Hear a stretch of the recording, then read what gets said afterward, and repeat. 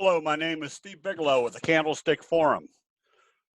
The markets are doing some real whipsaw actions starting this week, but we can identify what should be done based upon how they react after today's trading. As we saw, the Dow opened way lower today, but the advantage we have with graphics of candlestick analysis is after a while we could see that it was coming back up through the open and starting to show green. What this illustrates is the bulls are still there. They aren't selling this market off.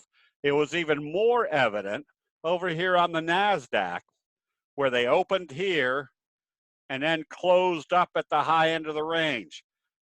Once again, as soon as it opened and it started showing green, it was an immediate illustration that the selling was not there. They just opened it lower and the bulls were stepping back in. What this provided for us was any short positions that we were still short as our PS position after the kicker signal. We knew the first target was likely down here at the moving averages. Today, with stochastics in the oversold or not quite into the oversold area, it did a doji. This makes for our doji rule that if it opens positive tomorrow, it tells us to cover our short position, that the moving averages were acting as a support level.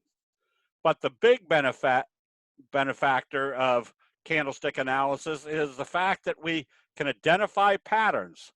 This is our scoop pattern with a flat handle. There's a morning star signal right off the 50-day moving average. So notice what the results of a pattern are compared to just an uptrending stock during a market trend. This one opened and immediately started trading positive all day. That was even when the market was, or the Dow was trading down 600, 700, 800 points during the day. But what this reveals is that a pattern is going to produce much higher probabilities of a profitable trade in spite of what the overall market direction is. It essentially puts you in situations where you can identify that the bullish sentiment has taken control right at obvious support levels. Same thing on our Zoom trade. We can see the J-hook pattern setting up. And note what it did today. It opened positive and traded positive. But even more relevant was it opened well above the previous day's or Friday's open, where it opened here and went this direction. It opened positive and went in this direction, right at the breakout level, coming out of a J-hook pattern. And what does this illustrate for us?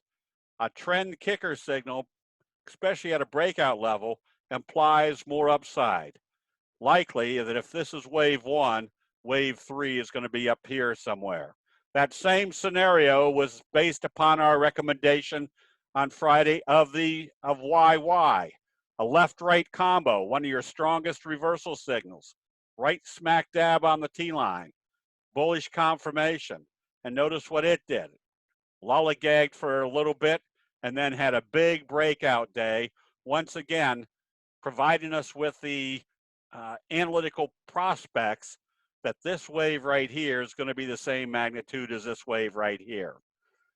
Essentially, what the patterns tell us is that prices are moving based upon the accumulation of human nature, providing the same patterns time after time, not regarding what's going on in the overall market.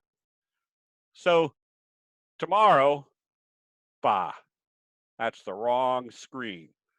After the hard selling that we saw in the Dow, it's now starting to show buying stepping in, and the J-hook pattern could be setting up in the NASDAQ. So even though there was hard selling last week, now we're seeing the investor sentiment changing. If tomorrow's pre-market futures illustrate positive trading, figure another J-hook pattern is setting up that the bulls are still in control of the market. That'll be it. We'll see you in the chat rooms.